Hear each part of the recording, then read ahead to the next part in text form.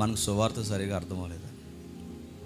మరలా ఇలాంటి వచనాలు చదువుతున్నప్పుడు మళ్ళీ మనకు ప్రశ్న అంగీకరించవలసిన విషయం, బాప్టిజం తీసుకున్న చాలా రోజులకు అర్థమైంది ఏంటంటే, నాకు ఇంకా సువార్త చాలా అర్థం కావాలని. ఎవరో ఒక రైటర్ అంటాడు, చాలా తెలుసు అనుకున్నాను, అంత తెలిసిన తర్వాత తెలిసింది నాకేమీ తెలియదని. పెద్ద మాటే. నాకు చాలా తెలుసు అనుకున్నాను, అంతా తెలిసిన తర్వాత నాకు అర్థమైంది నాకేమీ తెలియదని. అలాంటి వచనాలు ఈ వచనాలు. మనకు తెలుసు కదా అనుకుంటాం, కానీ మనకు తెలియాల్సిన విషయాలు చాలా ఉన్నాయి. ప్రభువు నమ్ముకున్న చాలా రోజుల తర్వాత అర్థం కావాల్సిన విషయం ఏంటంటే, నాకు అర్థమైంది ఏంటంటే, మనకు తెలియాల్సిన సువార్త ఇంకా చాలా ఉంది. ప్రభువుని అంగీకరించాం, బాప్టిజం తీసుకున్నాం, ప్రభు పరిచర్యలో కొనసాగుతున్నాం, వ్యక్తిగత ప్రార్థన చేస్తున్నాం, ఒకటేంటి సువార్త కార్యక్రమాలు చేస్తున్నాం, మీటింగ్స్ పెడుతున్నాం. ఒక సంగతి రెండు సంగతులు కాదు, చాలా సంగతులు బైబిల్లో అలవాటుగా కొన్ని సంగతులు నేర్చుకుంటున్నాం, బోధకులం అయిపోతున్నాం, సంఘ పెద్దలం అయిపోతున్నాం, వయసు పెరిగిపోతుంది, తల మెరిసిపోతుంది. అన్నీ నేర్చుకున్న తర్వాత అర్థమైంది ఏంటంటే, ఇంకా మనకు తెలియాల్సింది చాలా ఉంది. అలాంటి విషయాల్లో ఇది ఒకటి నేర్చుకోవాల్సిన విషయాలు చాలా ఉన్నాయి. కాకపోతే మరి ఎలా నేర్చుకున్నా, ఒక ధోరణిలో నేర్చుకున్నాం. బాప్తిజం తీసుకుని అలవాటు పడిపోయాం చర్చికి. రోజు స్కూల్కి వెళ్ళే పిల్లోడికి ఆ రోజు సెలవిస్తే ఎలా ఉంటుందో, ఆడికి మళ్ళీ ఏం ఊసిపోతాడికి, స్కూల్లో బాగా అలవాటు అయిపోద్ది. మనం కూడా చర్చికి అలవాటు పడిపోయాం.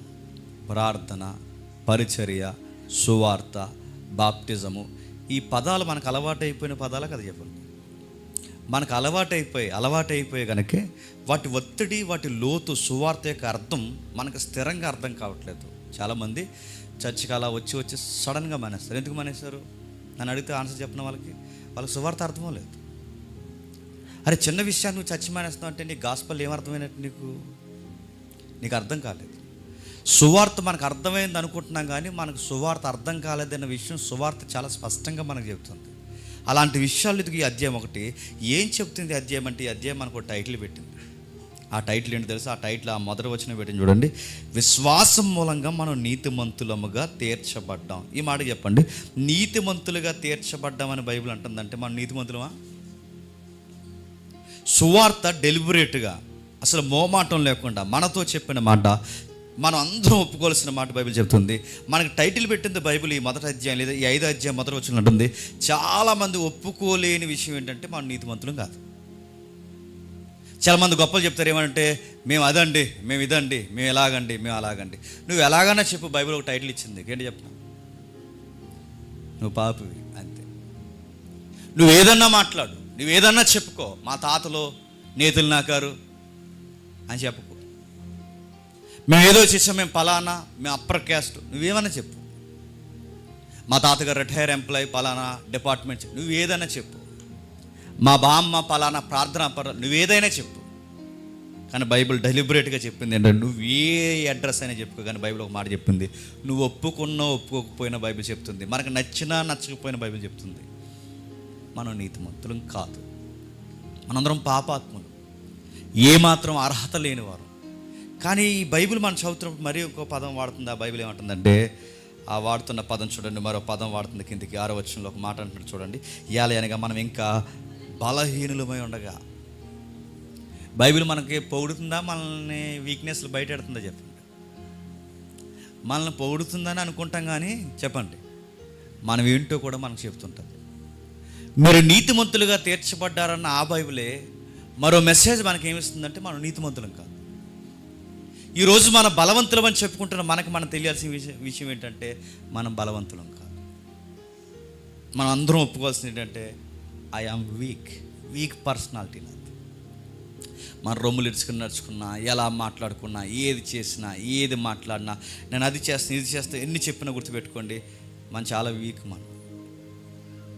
స్పర్జన్ గారు ఏమంటారంటే, నేను ఎంత వీకో, నేను బలవంతున్నా అనుకుంటున్నాను, కానీ ఒకరోజు నా బలం పోయిన తర్వాత లేసి కట్టుకున్నప్పుడు నాకు ఎంత బలం ఉందో నాకు అర్థమవుతుంది. అంటే మనం ఓపుకు పోయిన తర్వాత షూకి లేసి కడతాను చూసారా, అప్పుడు తెలిసిపోతుంది. అంటే ఆయన చాలా చమత్కారంగా ఉపయోగించిన పదం అన్నమాట.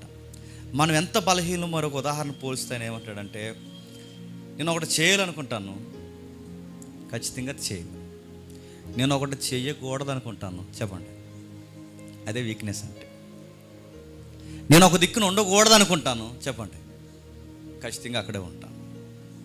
సువార్త మన అంతర్గత విషయాలు బయటకు ఖచ్చితంగా డెలిబరేట్ చేస్తుంది, మనల్ని చూపిస్తుంది, ఖచ్చితంగా మనకు అర్థం పడేలా చూపిస్తుంది. అరే నువ్వేంటో తెలుసా, నువ్వు అనుకుంటున్నావు నువ్వు నీతిమంతుడు అని, నువ్వు నీతిమంతుడు కాదు. మరి నీకు అర్థం కావాల్సింది తెలుసా, నువ్వు బలవంతుడు అని అలా బతుకుతున్నావు కానీ నువ్వు బలవంతుడు కాదు, నువ్వు చాలా వీక్. నువ్వేది చేయకూడదు అనుకుంటావు అది చేస్తావు, నువ్వు ఎక్కడ ఉండకూడదు అనుకుంటావు అది అక్కడ ఉంటావు. నీకు అర్థం కావాల్సింది ఏంటంటే బైబిల్ చెప్తుంది నువ్వు చాలా బలహీనుడు. ఉదాహరణ చెప్తాను, నేను చాలాసార్లు చెప్తాను, మీకు చెప్తాను. తగ్గించు, పొట్ట పెరిగింది అన్నాడు డాక్టర్. పొట్ట పెరిగితే ఏమవుతుంది సార్ అంటే, ఏమవుతుందా నీకు షుగర్ వచ్చేది, నీకు తగ్గించు. షుగర్ వచ్చిన తర్వాత డాక్టర్లు ఇచ్చే సజెషన్లో ఫస్ట్ సజెషన్ ఏంటో తెలుసా, స్వీట్ తినకు అన్నారు. అప్పటి వరకు ఆ వ్యక్తికి స్వీట్ తినడం అలవాటు లేదు. డాక్టర్ గారు తినొద్దన్న దగ్గర నుంచి ఆడికి టెంప్టేషన్ స్టార్ట్ అయిందంట, సాయంత్రం 1 కేజీ స్వీట్ తినేయాలి. అంత వీక్ మనం, గుర్తుపెట్టుకో. మనం ఏది చూడకూడదు అనుకుంటాం ఖచ్చితంగా చూస్తాం, మనం ఏది చేయకూడదు అనుకుంటాం ఖచ్చితంగా చేస్తాం, మనం ఎక్కడ ఉండకూడదు అనుకుంటాం ఖచ్చితంగా ఉంటాం. అందుకే బైబిల్ దాన్ని అంది నువ్వు చాలా వీక్ పర్సనాలిటీ. మనం ఒప్పుకుంటామంటే ఒప్పుకో, మనం పైకి ఎమ్మెల్యేలాగా మాట్లాడుతూ తిరుగుతాం, కానీ బైబిల్ చెప్తుంది, సువార్తకు తెలుసు, ఒరే నువ్వు ఎంత మాట్లాడినా కానీ చెప్పండి వీక్. సువార్త అడుగడుగున మాట్లాడుతుంది. ఇంకేం చెప్తుంది, మనం నీతిమంతులం కాదు, రెండోది మనం భక్తిపరులం కాదు, మూడో చెప్తుంది మనం భక్తిహీనులు అని చెప్తుంది. భక్తిహీనులు అంటే ఏం చెప్తుంది, ఆ వచనం అక్కడ చూడండి ఒకసారి, 6వ వచనంలో, మనం ఏలయనగా మనం ఇంకా బలహీనులమై ఉండగా క్రీస్తు యుక్త కాలమున భక్తిహీనుల కొరకు చనిపోయిన. ఏంటట, యుక్త కాలమున చెప్పండి భక్తిహీనుల కొరకు చనిపోయిన. భక్తిహీనత అంటే ఏంటి, భక్తిహీనత అంటుంది. భక్తిహీనత అంటే ఏంటి, ఇక్కడ లేదా లిస్టు, మెడికల్ సీట్లో రాసినట్టు 3వ అధ్యాయంలో రాశాడు. నా మాట్లాడుతుందా, రక్తహీనత అనేది ఎలా ఉందో మనుషుల్లో కూడా ఒక భక్తిహీనత ఉందట. ఆ భక్తిహీనతను లిస్ట్ అవుట్ చేసి డాక్టర్ రాసినట్టు రాశాడంట. భక్తిహీనత అంటే ఏంటంటే, భక్తిహీనత అంటే కొంచెం వీక్గా ఉంటామని కాదు. భక్తిహీనత అంటే అక్కడ రాస్తాడు చూడండి, లిస్ట్ రాస్తాడు. బాడీలో ఎలా అయితే డిసీజ్ సిమ్టమ్స్ కనబడతాయో భక్తిహీనత యొక్క సిమ్టమ్స్ కూడా అక్కడ రాస్తాడు. ఏమని రాస్తాడు, 3వ అధ్యాయం, దీన్ని అలా ఉంచండి, 3వ అధ్యాయం 10వ వచనం రండి, 3వ అధ్యాయం 10వ వచనం. ఇందును గూర్చి రాయబడినదేమనగా నీతిమంతుడు లేడు. ఇది భక్తిహీనత. ఏంటట, ఇందును గూర్చి రాయబడినదేమనగా నీతిమంతుడు లేడు, చెప్పండి ఒక్కడు లేడు. ఈ వచ్చిన చదివినప్పుడు బాగా వినండి, మీకు భక్తిహీనత ఉందో లేదో ఇప్పుడు మనం స్కాన్ చేద్దాం, ఎంఆర్ఐ స్కాన్ అనుకోండి. ఇప్పుడు మనకి భక్తిహీనత, నీకు నాకు భక్తిహీనత ఉందో లేదో ఒకసారి స్కాన్ చేద్దాం. ఆ రిఫరెన్స్ అవుతున్నప్పుడు లోపల మన ఫీలింగ్ ఏంటి చెప్పిన, డిసీజ్ లక్షణాలు అంటారు, లోపల మన ఫీలింగ్ ఏంటి చెప్పిన, నీతిమంతుడు లేడు ఒక్కడో లేడు అన్నప్పుడు మన లోపల మన ఫీలింగ్ ఏంటంటే, అంటే అలా అంత కాదులేండి మనం, నేను కొంచెం పర్లేదు ప్రభు, ఈ ఫీలింగ్ ప్రతి ఒక్కడికి ఉండాలి చెప్పండి. ఇదే భక్తిహీనత అంటే. బైబిల్ అందరినీ కలిపి ఏమంటారు, ఒక్కడో లేడంటే మనం ఏమంటామంటే, అంటే సన్నాసిగాళ్ళే అందరూ, కాకపోతే నేను అంత సన్నాసిగాడిని కాదు. మనకు ఆ వచనం చదివినప్పుడు ఆ ఫీలింగ్ ఉందా లేదా, ప్రతి ఒక్కరి వచనాన్ని ఉపయోగించరు. నీతిమంతుడు లేడు ఒక్కడో లేడని అంత ఫోర్స్గా మనం మాట్లాడుతున్నప్పుడు నేను అడుగుతున్నాను, నీ ఫీలింగ్ ఏంటి, అసలు నీ ఇంటెన్షన్ ఏంటి? నేను అలా అంత కాదని, నేను అంత అనీతిమంతుని కాదు, నేను నీతిమంతుడిని అంటే ఎక్కడో దిక్కున వాళ్ళతో పోల్చుకుంటే కాస్తంత నేను మంచోడన్న ఫీలింగ్ నీకుంది కనుకే ఆ వచనాన్ని చాలా ధైర్యంగా ఉపయోగిస్తున్నాను లేదా చెప్పండి. అందుకే బైబిల్ అంటుంది భక్తిహీనత అంటే ఏంటంటే, బైబిల్ అంటుంది నీకు నువ్వు ఎక్కడో కాస్త మంచోడిని అనుకోవడమే చెప్పండి భక్తిహీనత. ప్రతి ఒక్కరికే లేదు చెప్పండి. పాస్టర్ గారు ఇప్పుడు మీరు చూడండి, కొంతమందికి నేను చెప్తున్నప్పుడు కనబడుతుంటారు, మనం మంచి స్ట్రైక్ అయ్యే పాయింట్ చెప్తున్నప్పుడు ఈడెండో తినంగా పక్కడు వైపు చూసి అంటుంటాడు. ఆడి ఫీలింగ్ ఏంటి, ఇది నాకు కాదురా చెప్పండి, అందరు గడి చెప్తున్నాడే అనుకోండి, నీకే చెప్పేది గుర్తెట్టుకో. ఎప్పుడు మీరు చూడండి పక్కవారు ఆ ప్రసంగానికి ఎలా స్పందిస్తున్నారు లేదో లుక్ వేస్తారు, మీరు ఎప్పుడైనా గమనించారా? ఇదో రోగం ఇది. మనం కావాల్సిన ఒక విషయాన్ని చెప్తున్నప్పుడు నువ్వు పక్కోడి ఫీలింగ్ ఎందుకు చూస్తున్నావు అంటే, ఆ ఫీలింగ్లో అంటే ఆ రెఫరెన్స్ నువ్వు అనుకుంటున్నావు అంటే ఇది నాకు సంబంధించింది కాదు చెప్పండి. అందరు గట్టి నీ కూడా చెప్తున్నాడు అయ్యా. ఎప్పుడు మీరు చూడండి, మనం మాట్లాడుకున్న ప్రతి విషయంలో మీరు గమనించండి, కొన్ని విషయాలు మనం అనుకోం, మనకు తీసుకోము, మనం అనుకుని దాన్ని ఫీల్ అవ్వం, ఇది పక్క వారికి అనుకుంటాం. అందుకే భక్తిహీనత అంటుంది. బైబిల్ అంటుంది, నీతిమంతులేడు ఒక్కడు లేనప్పుడు నువ్వు ఒప్పుకో, నేను కూడా నీతిమంతుడిని కాదు. నేను నీతిమంతుడిని కాదని నాకు అర్థమైతే నేను ఏం చేస్తాను, నా నోరు అదుపులో ఉంటుంది. నేను నీతిమంతుడిని కాదని నాకు అర్థమైనప్పుడు నేను ఏం చేస్తాను, ఎదుటోని పాయింట్ అవుట్ చేయడం తగ్గిస్తాను. నేను నీతిమంతుని కాదన్న విషయం నాకు అర్థమైతే, సువార్త నాకు చెప్తే నాకు ఏమర్థమవుతుంది, ఎదుటోళ్ళని డిమాండ్ చేయడం మానేస్తాను. నేను నీతిమంతుని కాదన్న విషయం నాకు అర్థమైతే, బైబిల్ నాకు చెప్తే, సువార్త నాకు చెప్తే నాకు అర్థమైతే ఏంటి తెలుసా, దేవుడు నన్ను క్షమించినప్పుడు నేను ఇతరులను కూడా క్షమించాలని నాకు అర్థం. సువార్త టైటిల్ పెట్టింది అధ్యాయం 5 మొదటి టైటిల్ పెట్టింది ఏమని పెట్టిందంటే, మీరు నీతిమంతులు కాదురా, ఒక్కడు లేడురా అంటే. ఆ 3వ అధ్యాయంలో మరో మాట అంటుంది, 11వ వచనం చూడండి ఒకసారి. నీతిమంతుడు లేడు, ఒక్కడును లేడు, గ్రహించువాడు ఎవరునూ లేరు. ఎవరు లేరట? భక్తిహీనత లక్షణాలు ఇవి. నీతిమంతుడు లేడు, ఇదొక భక్తిహీనత. గ్రహించేవాడు లేడు, ఇదొక భక్తిహీనత. గ్రహించేవాడంటే అడుగుతున్నాను, గ్రహించేవాడంటే ఏమి గ్రహించాలి? భక్తిహీనతలో గ్రహించేవారు లేరన్నది కూడా ఒక భక్తిహీనత. అంటే భక్తిహీనత ఏమి గ్రహించాలి? దేవుడు నా జీవితాన్ని కొన్ని కార్యాలు చేసాడని గ్రహించకపోవడం చెప్పండి, భక్తిహీనత. మనం ఎప్పుడు గ్రహిస్తాం చెప్పిన, మనం అనుకున్నది ఏదన్నా జరగకపోతే, మనం కోరుకున్నది ఏదన్నా మనకు నెరవేరకపోతే, అప్పుడు మనం చేసే ప్రార్థన ఏంటో తెలుసా? ప్రభువా, అందరూ సుఖంగా ఉన్నారు, అందరూ మనశ్శాంతిగా ఉన్నారు, నాకు ఎందుకు ఇలా జరుగుతున్నాయి ప్రభువా, నన్ను పట్టించుకోవట్లేదా, నా ప్రార్థనకు నువ్వు జవాబు ఇవ్వని. అప్పుడు ఎంత గ్రహింపు వచ్చేద్దో మనకి. ఆ గ్రహింపులో దేవుడిని ఎంత ఎలా అడుగుతాం, ఏంటి ప్రభువా నా ప్రేయర్స్కి నువ్వు ఆన్సర్స్ లేట్ చేస్తున్నావు ఏంటని అడుగుతాం.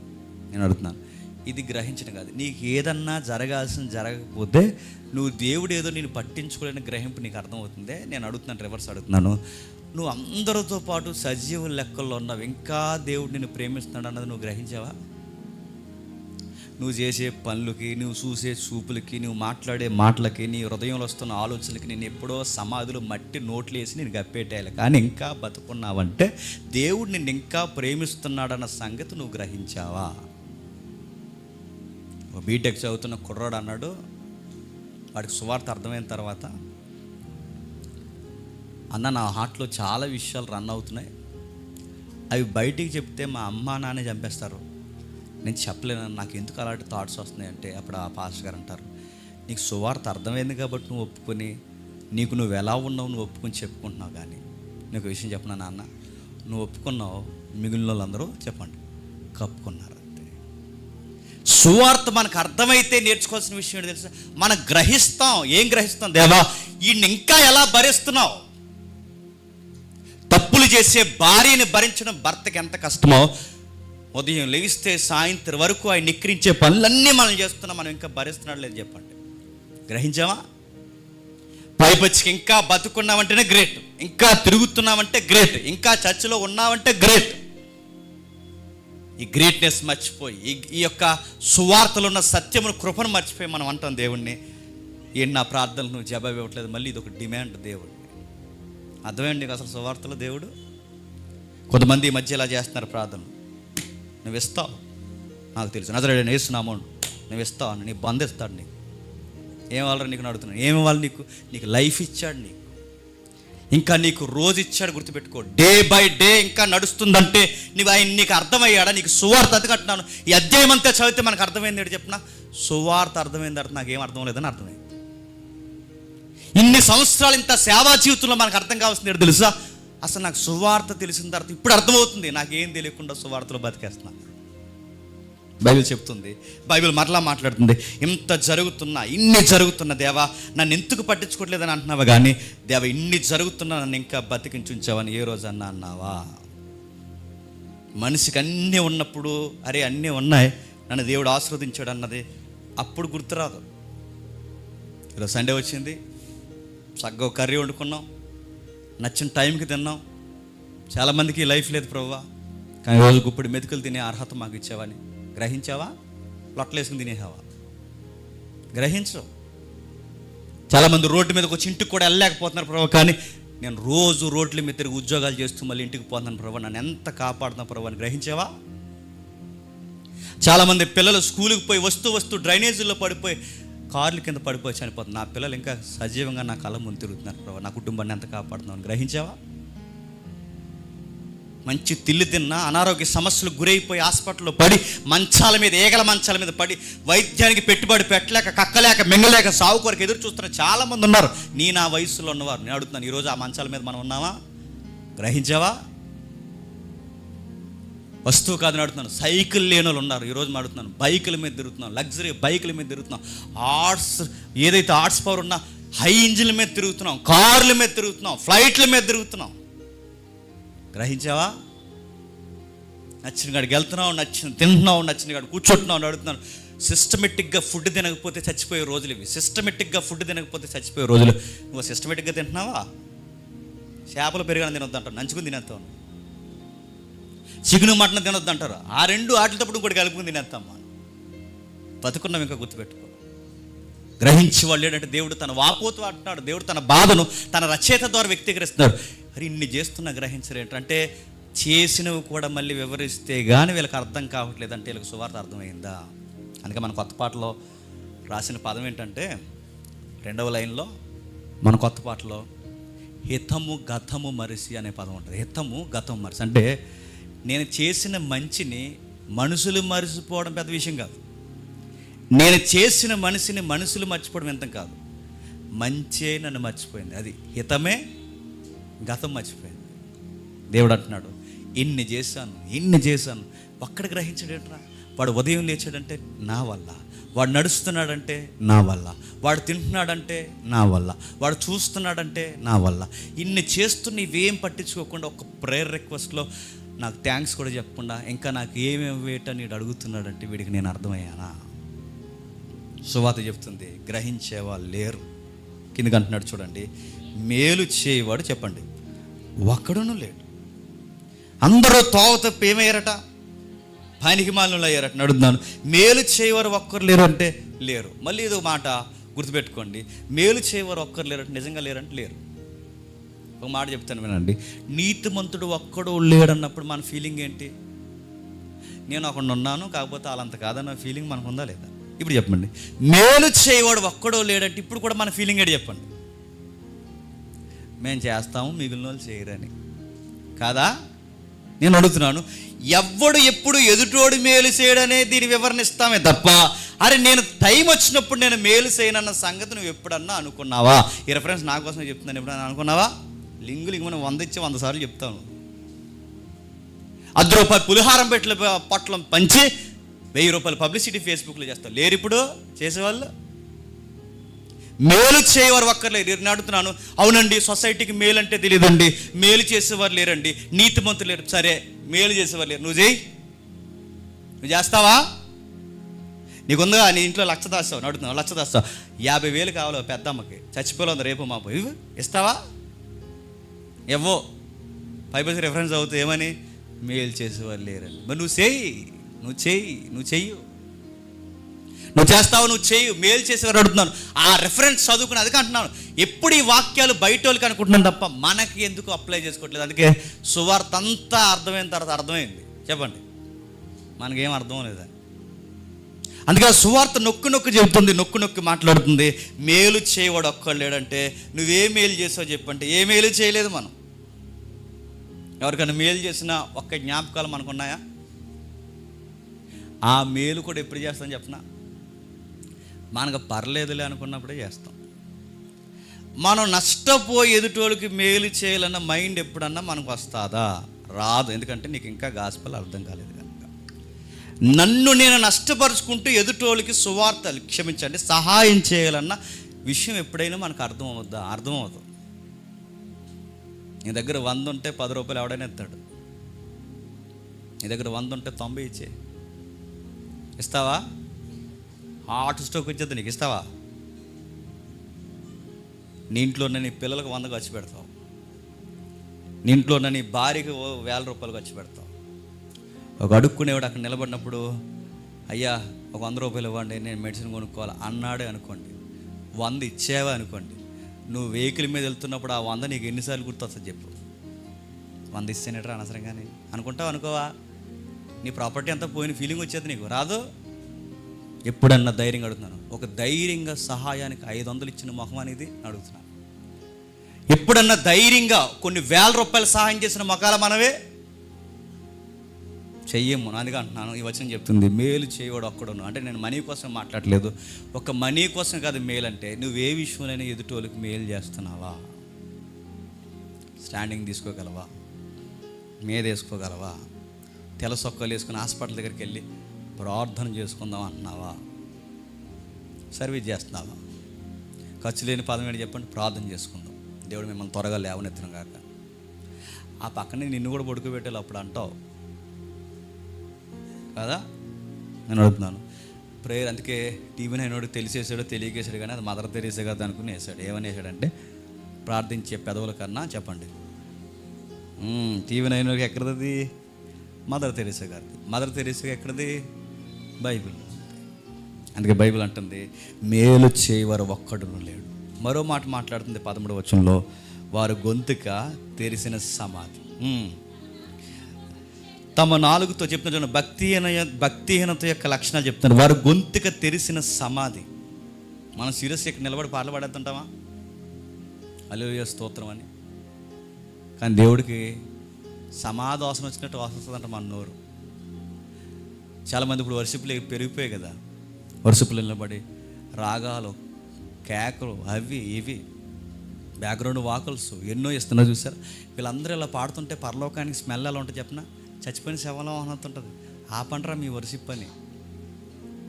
ఇలా సీరియస్గా వర్షిపులు చేస్తారు కానీ బైబిల్ అంది. వీళ్ళంటే అది అందరం మనం సీరియస్గా వర్షిపులు చేస్తాం, కానీ దేవుడి దృష్టి కట్ట చెప్పండి ఒక మంచి వాసనగా ఏముండదంట చెప్పండి. సమాధానం కుళ్ళిపోయిన శవాలు ఎలా వాసన వస్తాయో నోరు అలా వాసన వస్తుందట. దేవా ప్రభు అంటే ఆపరా ఎదవా అనుకుంటాడు. ఆ నోరు నువ్వు పాడకుండా ఉంటేనే బాగుంటుంది. కొంతమంది వచ్చి ఇంక ఏటో మరి అది ఎన్నిసార్లు చెప్పినా ఇలా మొహంలో మొహం పెట్టి మాడుతుంటారు. మనం ఎలా జరుగుతాం, మళ్ళీ ఎలా వస్తుంటారు, ఎలా అది కదని నేను దండం వాడికి చెప్పలేము అని చెప్తే ఫీల్ అయిపోతాడు. అరే ఈ నోరే మనకి ఇంత ఎకారం వచ్చేస్తే మన నోరు ఏకంగా ఎలా వస్తుంది చెప్పండి? సమాధి వాసన అంట. ఈ సమాధి వాసనతోనే గొప్ప గ్రేట్ వర్షిప్ చేస్తే దేవుడు అంటున్నాడు నీ వర్షిప్ నిన్ను తగలెట్ట అంటాడు ఆయన. ఎవరికి కావాలి? సమాధుల వాసన వస్తాయట, గొంతుకు తెరిసిన సమాధి అట, నాలుక మోసం చేస్తట. డిసీజ్ రాస్తున్నాడు చూడండి. పెదవుల కింద సర్పవిషం ఉందట, నోటి నిండా శపించుటయు పగ ఉన్నాయట, రక్తము సిందించుటకు పాదాలు పరిగెత్తుచున్నాయట, నాశనము కష్టము వారి మార్గంలో ఉన్నాయట. కిందికి వారు శాంతి మార్గం ఎరగరట. ఇవన్నీ ఎందుకు రాస్తున్నాడు చెప్పండి? మన కాలు బాగుండే, మన కాళ్ళు, మన కళ్ళు, ఇవన్నీ ఎందుకు రాస్తున్నాడు? ఇవి లక్షణాలు. అంటే ఎలా అన్నా భక్తిహీనత లక్షణాలు అంటే నేను మళ్ళీ అడుగుతున్నాను, నిజాయితీ ఒప్పుకోండి. మన కాళ్ళు చర్చికి రావడానికి వేగంగా నడుస్తాయా, వెళ్ళాలి తప్పదని నడుస్తాయి చెప్పండి? అదే రోగం నీకు. వెళ్ళకపోతే సుధాకర్ ఏమనుకుంటాడు, వెళ్ళకపోతే జేమ్స్ మోహన్ ఏమనుకుంటాడు అని రావడం తప్ప చెప్పండి. నిజంగా ఎర్లీ మార్నింగ్ 7కి లేచిపోయి నువ్వు తలకు స్నానం చేసి ప్రేయర్ చేసుకుని ఆ రోజు ఫాస్టింగ్ ఉండి నీ కాళ్ళు వేగంగా చర్చికి వెళ్ళాలని నీకు అనిపిస్తుందా? తప్పక ఒప్పక రావాలనిపిస్తుందా చెప్పు? ఏమనిపిస్తుంది చెప్పండి? నిజంగా అంటున్నాను, చర్చికి వచ్చినంతగా బాగానండి బయట ఊరి మీద తిరిగినంత వేగంగా మన కాళ్ళు చర్చికి వేగంగా లెగుస్తాయా? ఇంకో పావుగంట పడుకుందాంలే అనుకో ఇంకో అరగంట పడుకుందాంలే, వెళ్దాంలే, ఇంకా వర్షిప్ చేస్తూ ఉంటారు. జేమ్స్ అన్ని ఇంకా రాలేదంట కదా, వెళ్దాంలే. నేను అడుగుతున్నాను, నీ కాలుకు ఒక జబ్బు ఉంది, ఆ జబ్బు చెప్పు. నీకు చర్చికి రావాలనిపించదు నీ కాళ్ళకి, అదో జబ్బు, అది వంకర కాళ్ళకి అది రావాలనిపించింది నీ కాళ్ళకి. నీ కాళ్ళకి ఒక జబ్బు ఉంది, నీ కళ్ళుకి నీ కళ్ళు 24 hours టీవీ చూడమంటే చూస్తాయి తప్ప ఒక గంట ప్రసంగం చూడమంటే చూస్తాయా? ఇక్కడ కూర్చొని ఆ దైవజనుడు ఏం చెప్తున్నాడు, తన ముఖ లక్షణాలు ఏంటి, అవన్నీ ఎప్పుడన్నా నీకు చూడాలనిపిస్తుందా? ఏ బాధతో చెప్తున్నాడు, ఏ కన్నీటితో తడిచిపోయిన కన్నీళ్ళు ఎప్పుడైనా చూడాలనిపిస్తుందా నీకు? నీ కళ్ళు దైవ సన్నిధిలో ఉండాలనిపిస్తుంది, నీ కాళ్ళు దైవ సన్నిధికి రావాలనిపిస్తుంది. నువ్వు ఇష్టంగా నీ చేతులతో దేవుడికి వర్షిప్ చేయాలనిపిస్తుంది. చేయకపోతే బాగుదని చేస్తావు. నీ చేతులు దేవుని సన్నిధికి రావు, నీ కాళ్ళు దేవుని సన్నిధికి రావు, ఇష్టంగా నీ చూపు దేవుని సన్నిధికి రాదు. అందుకే దేవుడి దృష్టికి అంటున్నాడు, వీళ్ళు కావాలని వస్తున్నారు తప్ప, తప్పక వస్తున్నారు తప్ప, నిజానికి వీళ్ళు వదిలేస్తే ఎక్కడ తిరుగుతారు చెప్పండి? రోడ్ల మీద తిరుగుతారు. దేవుడు అంటున్నాడు వీళ్ళని వదిలేస్తే దేవుడు అనే భయం ఎక్కడో భయం అనుకున్నది జరగదేమో, ఉద్యోగం రాదేమో, సంసారంలో సమాధానం ఉండదేమో, వ్యాపారాలు కలిసి రావని ఈ భయం వల్ల చర్చికి రావడమే తప్ప, అరే చర్చికి వెళ్ళకపోతే ఆయన ప్రేమను మనకు కరువు అయిపోతాం అనుకునే వాళ్ళు ఎక్కడ వస్తారు చెప్పండి? ఏదో భయం. దేవుడు ఏమంటంట, వదిలేసాడు, మన చర్చికి రాకపోయినా సాయంత్రం అన్నీ చేస్తాడంటే వస్తారా? నేను అడుగుతున్నాను, వస్తారా? ఆయన పట్టించుకోకపోయినా చర్చికి రాకపోయినా ప్రేమ గల దేవుడు అందరిని ఒకలాగా చూస్తున్నాడంట. దేవుడు మొన్న నాకు రాత్రి సేవలో చెప్పాడంటే నేను అడుగుతున్నాను, అది నిజమని నమ్మితే వస్తారా? వెళ్ళకపోతే ఆయన ఏమన్నా మేలుగాని మనకి చేయడేమని రావడం తప్ప, ఏ కీడో జరిగిపోద్దని రావడం తప్ప ఆనందంగా చర్చికి వచ్చేవాళ్ళు లేరు చెప్పండి. నీకు సువార్త అర్థమైతే నీకు నేర్చుకునే మరో పాఠం ఏంటి చెప్పిన, ఎప్పుడు ఆదివారం వస్తుందా అని కనిపెడతావు. నీకు సువార్త అర్థం కాకపోతే నీ మైండ్ నీకేం చెప్తా చెప్పిన, ఎప్పుడు వదిలేస్తారా అని చూస్తావు. నీకు సువార్త అర్థమైతే నీ మైండ్ ఏం చెప్తా చెప్పిన, రేపు సండే రా, నీ కాళ్ళు చేతులు సిద్ధమైపోతాయి, నీ మైండ్ సిద్ధమైపోతుంది. నీకు ఎంత ఇంపార్టెంట్ వర్క్స్ ఉన్నా సరే అవన్నీ పక్కన పడేసి నువ్వు చర్చిలో కూర్చుంటే కానీ నీకు మనశ్శాంతి. నీకు సువార్త అర్థమైతే ఒక ఆదివారం మాని నువ్వు మనశ్శాంతిగా ఇంట్లో ఉండలేవు. కానీ నీకు సువార్త అర్థం కాకపోతే ఆ రోజు ఆదివారం నువ్వు చాలా బాగా ఎంజాయ్ చేస్తావు. ఈరోజు జాయ్ఫుల్ సండే అంటావు నువ్వు, నీకు ఆ నోరు ఎలా వస్తుంది అడుగుతుంది, నీకు ఆ నోరు ఎలా వస్తుంది, నీకు ఆ మాటలు ఎలా వస్తున్నాయి అంటే చెప్తున్నాగా, బైబిల్ చెప్తుంది, నీ కాళ్ళు సువార్తను ఇష్టపడు, నీ చేతులు సువార్తను ఇష్టపడు. నువ్వు దేవుని సన్నిధికి ఇష్టంగా రావాలని నీ కాళ్ళు చేతులు ఇష్టపడు. ఎందుకంటే నువ్వు దేవుని గ్రహించలేదు, ఆయన మేళ్ళేంటో నీకు తెలియదు. నీకు మరో లక్షణం ఉంది, నువ్వు నీతిమంతుడు అనుకుంటున్నావు కానీ నువ్వు ఇంకా నీతిమంతుడివి కాదు. సువార్త నన్ను బయట పెడుతుంది, సువార్త నాకు చూపిస్తుంది. ఇంకేం చెప్తుంది? 5వ అధ్యాయం 8వ వచనంలో చెప్తుంది చూడండి.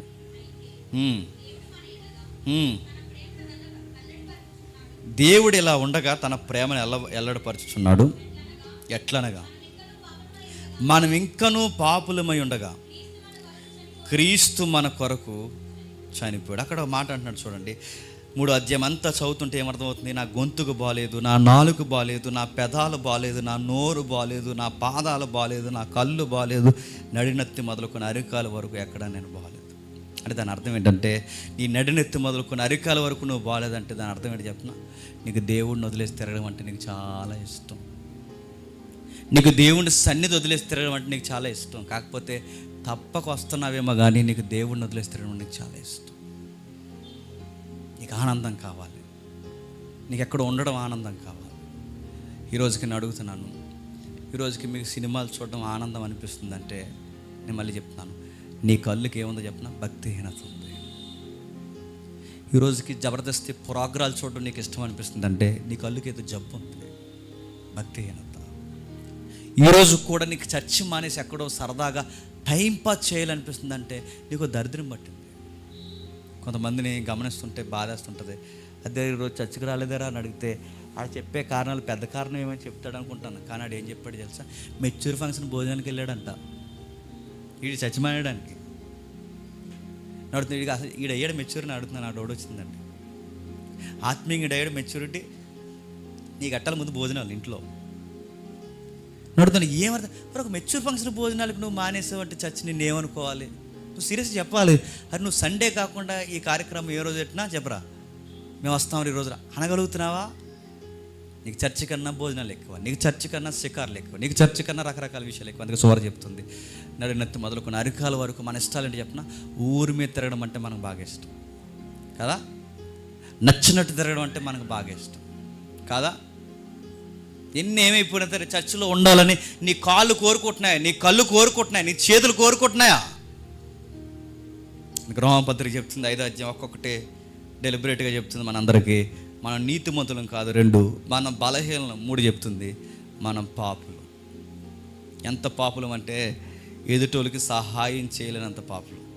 అక్కడ ఒక పదం ఉంది, మన హృదయంలో మంచును కూడా ఆలోచించలేనంత పాపులు.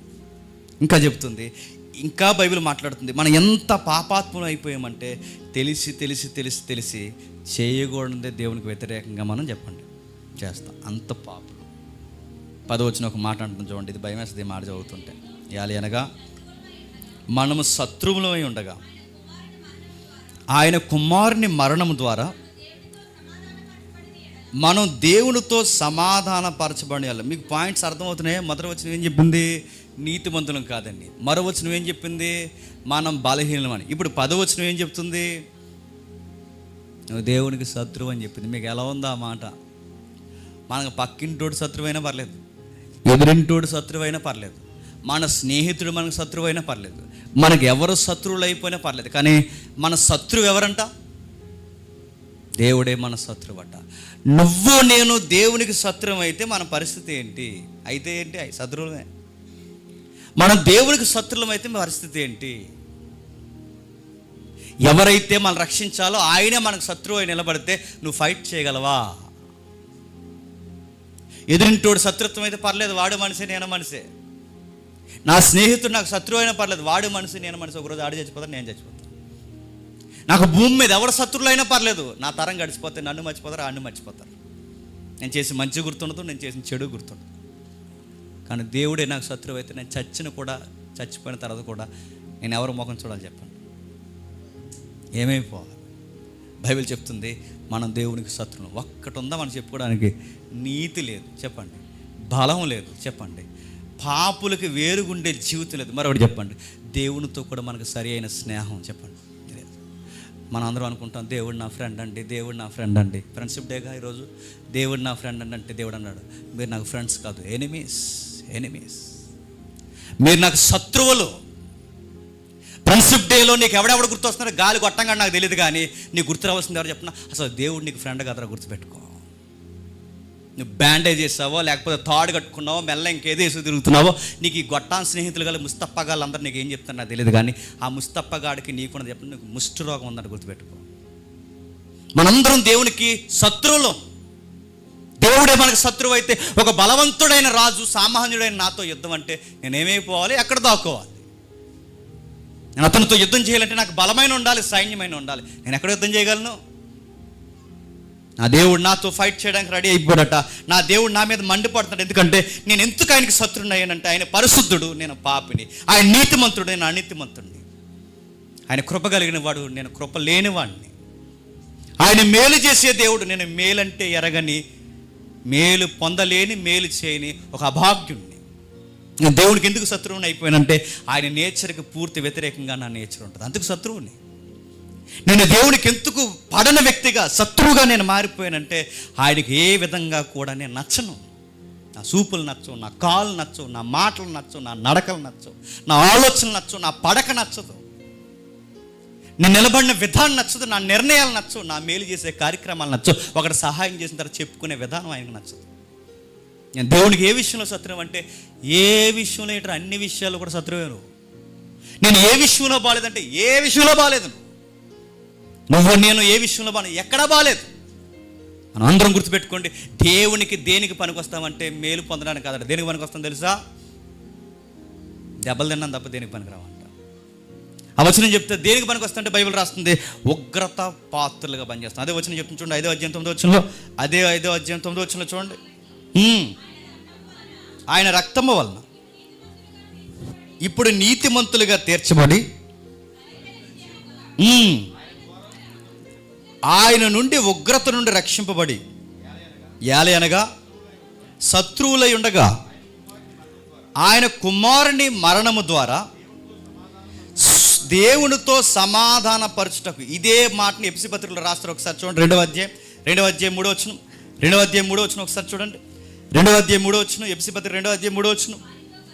వారితో కలిసి మనమందరము శరీరం యొక్కయు మనస్సు యొక్కయు కోరికలు నెరవేర్చుకున్నటకు మన శరీరాశలను అనుసరించి మునుపు ప్రవర్తించుచు స్వభావ సిద్ధముగా దైవోగ్రతకు పాత్రలేమి ఉంటే అక్కడ ఫుడ్ నోట్ ఇచ్చాడు చూడండి. ఉగ్రత పిల్లలు. ఇప్పుడు చెప్పండి, మనం దేవుని పిల్లలమా ఉగ్రత పిల్లలమా చెప్పండి?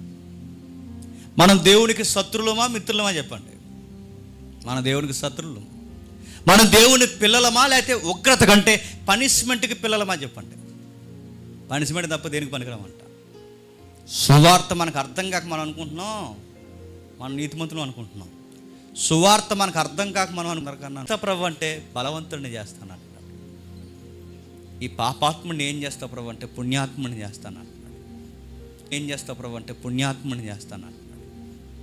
శత్రువునైన నన్ను మిత్రుడిగా ఎలా మార్చుకుంటావు ప్రభు అంటే నేను మార్చుకుంటా అన్నాడు. ఎలా ప్రభు అంటే అదే 5వ అధ్యాయంలో ముడి పెడుతున్నారు చూడండి, 6వ వచనం. ఎలా అనగా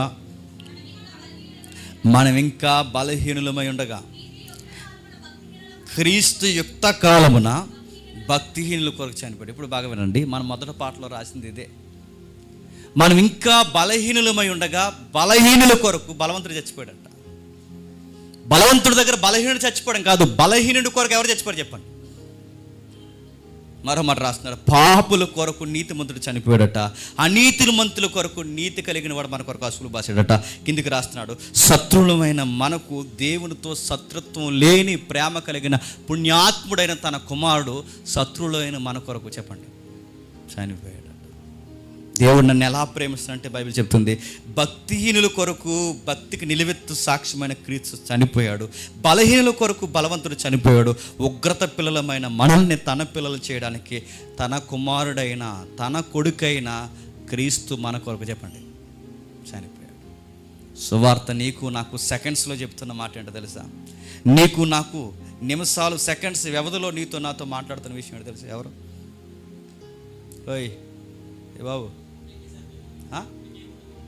విక్కీ గోటంగారు. గోటంగారు కాకపోతే ఎరగుండు.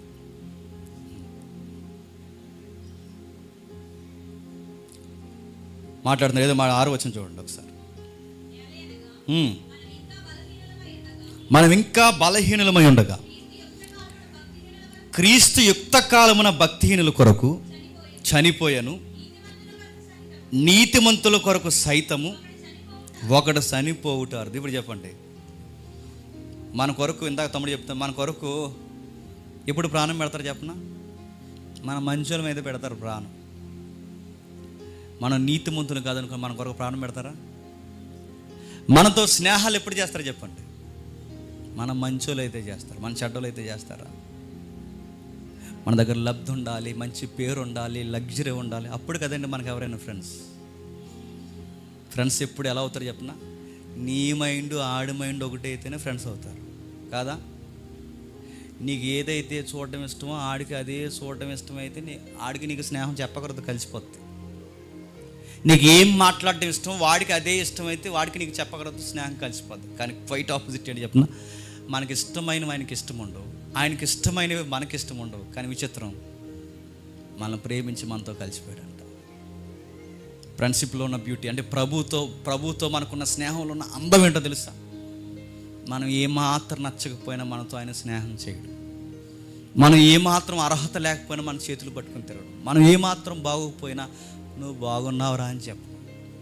నీతి లేని నాకు ఆయన నీతిని నా మీద వేసి నా పాపాలు ఆయన మీద వేసుకుని అనీతిమంతుడైన నన్ను నీతిమంతుడిగా మార్చేసి ఆయన నీతి తత్వాన్ని బయట పడేసి గౌరవం లేని నా కొరకు ఆయన గౌరవాన్ని పోగొట్టేసుకుని ఒంటరివాడైన నన్ను ఒక గుంపులోకి చేర్చి దైవ సహవాసం అని ఒక పదం నా మీద పడేసి రాజ్యంలో హక్కుదారులకు ఒక పౌరసత్వం నాకు అనుగ్రహించి ఇప్పుడు బాగున్నావరా అంటున్నాడు. చూసావా?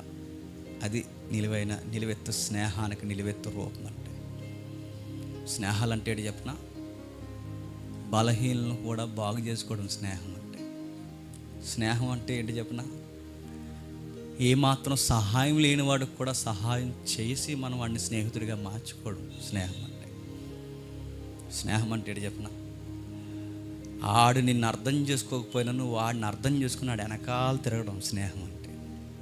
స్నేహం అంటే ఏంటి చెప్పిన, యేసుప్రభు ఎంతగా ప్రేమించాడో మనం కూడా అంతగా మన చుట్టూ ఉన్న బలహీనల్ని దౌర్భాగ్యాల్ని చెప్పండి మనం ప్రేమించి వాళ్ళని మేదేసుకొని తిరగడం స్నేహం అంటే. ఇప్పుడు చెప్పండి, స్నేహం అంటే ఏంటి చెప్పిన, నువ్వు ఇలా ఉంటావురా, నువ్వు రాకపోతే మేము రావురా, ఇలా అంటే నిన్ను ఎవడరమ్మాడు గొట్టం గడివి చెప్తారు చెప్పరు. నువ్వు రేపు నుంచి మా ఫంక్షన్ రాకపోతే నీ ఫంక్షన్ రా మాని కేవలం ఫంక్షన్ కోసం నా స్నేహాన్ని ముడిపెడుతున్నావు. నేను ఏమన్నారు, నువ్వు ఫంక్షన్ గడివి, నాకు స్నేహితుడు కాదు. అప్పుడప్పుడు కొంతమంది మాట్లాడుతున్నప్పుడు నాతో మాట్లాడతాడు, నా బెస్ట్ ఫ్రెండ్ అని నాతో మాట్లాడుతుంటాడు. సడన్గా అని బ్రదర్ ఒకసారి ఆగండి, మా ఫ్రెండ్ ఫోన్ చేస్తాను. మరి నేనేవాడిని, నేను గొట్టంగా నేను లైన్లో ఉండాలంటే నేను ఇప్పుడు అడుగుతున్నాను. ఇప్పుడు నేనేవాడిని, నేను మాట్లాడుతున్నాగా నా ఫోన్ ఓల్డ్లో పెడుతున్నావంటే మరి నేను ఎవరినే? నా వాల్యూ ఏంటి అక్కడ అర్థమవుతుంది కదా. మీకు ఇది అర్థమైంది. యేసుప్రభు మన ఓల్డ్లో పెట్టలేదు చెప్పండి. ఆయన దిగిపోయి వచ్చేసాడు, మన చేతులు పట్టుకున్నాడు, మన అన్నిటి కొరకు, మన అన్ని కార్యాల కొరకు నీతిమంతులు కాని మనల్ని నీతిమంతులు చేసి ఈరోజు చెప్పండి అనీతిమంతులైన మనల్ని నీతిమంతులుగా మార్చేసి అర్హత లేని మనల్ని అర్హత కలిగిన పాత్రగా మార్చి ఒక మాట అన్నట్ట, మై ఫ్రెండ్ అన్నాడు. ఆయన ఎంత గొప్పోడంటే నాకు విచిత్రంగా అనిపిస్తుంది. మొన్న నేను స్టేటస్ పెట్టుకున్నాను, రేపో మాపో అన్యాయం చేసి వెనకాల నుంచి ఎన్ని పోటు చేసి ఇస్కరియోతు యోధా నోట్లో రొట్టె ముక్క పెట్టి అన్నాడట. మై ఫ్రెండ్, నువ్వు చేయాలనుకున్నది త్వరగా చెప్పండి చేసి, అది కదా ఫ్రెండ్షిప్ అంటే. మనమైతే ఏమన్నా చెప్పినా ఉప్పు తిని ఎదవా, నీ ఎదవ ప్లాన్లు ఏమన్నా నాకు తెలిసి ఎదవా అంటాం అను. కానీ అలా అనలేదు ఆయన.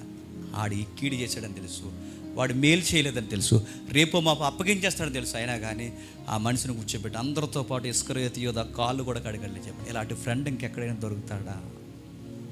నేను ఏడిస్తే నా కోసం ఏడ్చి, నేను నవ్వుతే నా కోసం నవ్వి, నా బావు కొరకు 24 hours ఆలోచించి, నన్ను నేను అర్థం చేసుకోలేని టైంలో కూడా నన్నే అతను అర్థం చేసుకుని నా చేతులు పట్టుకుని నీ కొరకు చనిపోయేంత పిచ్చి ప్రేమ నాకు ఉందన్నప్పుడు ఇలాంటి ఫ్రెండ్షిప్ని వదిలేసి నన్ను ఎక్కడ తిరగాలి చెప్పండి? ఎక్కడ తిరగమంటారు చెప్పండి?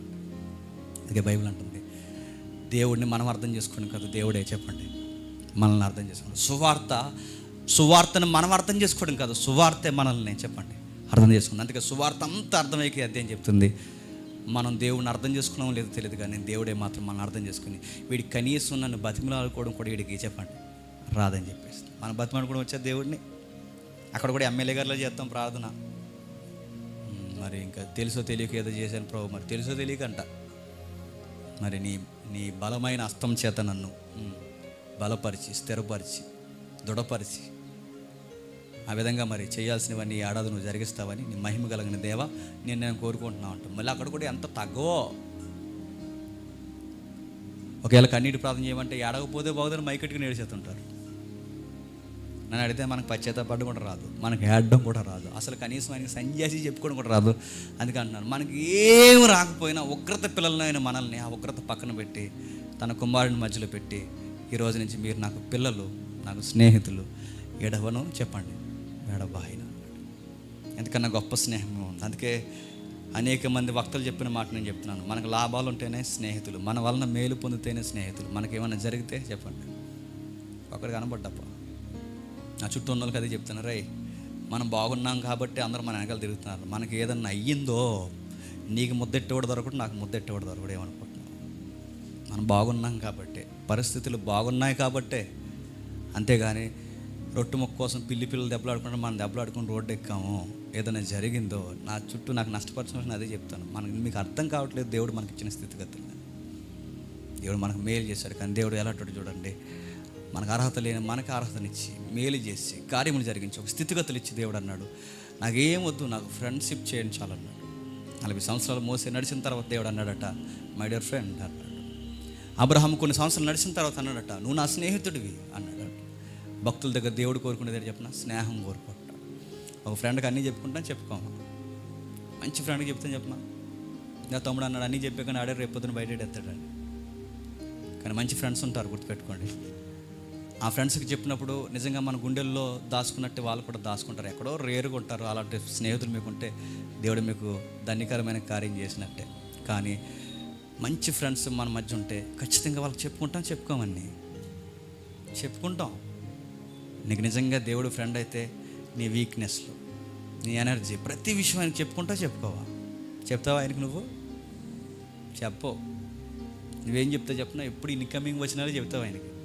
మరి ఎగ్జామ్ రాస్తున్నాను ప్రభువా, మరి నువ్వు ఈ బలమైన దక్షిణాస్తం చేత నా హస్తాన్ని బలంగా చెప్పండి నడిపించాను, అవే చెప్పుకో ప్రభువా. సన్నాసిగడ్లా చదవకుండా దొల్లుతున్నాను ప్రభువా, చదవలేకపోయాను, కొంచెం జ్ఞాపక శక్తి ప్రభువా అని అడుగుతావా? మన వీక్నెస్లు ఆయన దగ్గర ఒప్పుకుంటావా? దేవుడి దగ్గర ఒప్పుకోండి. మనం అడుగుతున్నాను, మీ మంచి దేవుడికి చెప్పండి, మీ చెడు దేవుడికి చెప్పండి. ఎంత బాగా అర్థం చేసుకునే ఫ్రెండే ఈ ప్రపంచంలో లేదా ఈ ముల్లోకాల్లో ఎవరో చెప్పండి లేరు. మనం ఏడిస్తే ఏడ్చేది ఆయనే, మనం నవ్వుతే నవ్వేది ఆయనే, మనం బాగుపడేలా మనం కొట్టేది ఆయనే, మళ్ళీ అక్కుని చేసుకుని మెడ మీద ముద్దు పెట్టుకుని మనం బాగుండాలని ఎదురు చూసేది కూడా చెప్పండి ఆయనే. ఇలాంటి స్నేహాన్ని దయచేసి వదులుకోకండి. మీరు ఎవరు నమ్మినా మరి చెప్తున్నా ఒకరోజు ఖచ్చితంగా మోసపోతారు. బైబిల్ ఎలా ఉంది, నీ కౌగిట్లో ఉన్నదాన్ని కూడా నువ్వు నమ్మొద్దు అంతే. కానీ ఎవరిని నమ్మినా కానీ మోసపోతావు. కానీ దేవుడు నమ్ము, నువ్వు మోసపోయినా కానీ తిరిగి మళ్ళీ దేవుడు లేవనెత్తి ఉన్నతమైన స్థితిలో నిన్ను ఆశ్రయిస్తాడు. ఇప్పుడు మెజారిటీ క్రైమ్ రేట్ అంతా ఎక్కడ జరుగుతుంది చెప్పిన? స్నేహాల్లోనే జరుగుతుంది. ఒకరినొకరు చంపుకుంటున్నారు, మోసం చేసుకుంటున్నారు, వ్యాపారాల్లో, సహవాసాల్లో, సంసారాల్లో, స్నేహాల మధ్య కదా ఇప్పుడు క్రైమ్ అంతా జరుగుతుంది. కాబట్టి మనిషిని నమ్మదు దయచేసి. ఏ స్నేహాలు మంచి స్నేహాలు కాదు. ఈరోజు బాగుంటారు, రేపు బాగోరు. ఈరోజు ఉంటామంటారు, రేపు ఉండరు. రేపు పొద్దున ఏమవుతుంది తెలుదు. ఈడే పెద్ద శత్రువు అయిపోతారు మనకు తెలియదు. ఇలాంటివి నేను చూశాను నా లైఫ్లో. ఇన్ని నాకుండే దరిద్రం ఏంటంటే అన్నీ చెప్పేస్తున్నాను. నాతో 4 రోజులు తిరిగారంటే అన్నీ చెప్తాను. రేపు పొద్దున వాళ్ళే నిలబడేమంటారంటే జేమ్స్ అంటారు. గుర్తుపెట్టుకోండి, ఏం చెప్పకండి. మీరు చెప్పాల్సినవి ఉంటే దేవునికి చెప్పండి, పంచుకోవాల్సినవి ఉంటే దేవుని దగ్గర పంచుకోండి, దేవునితో మాట్లాడుకోండి.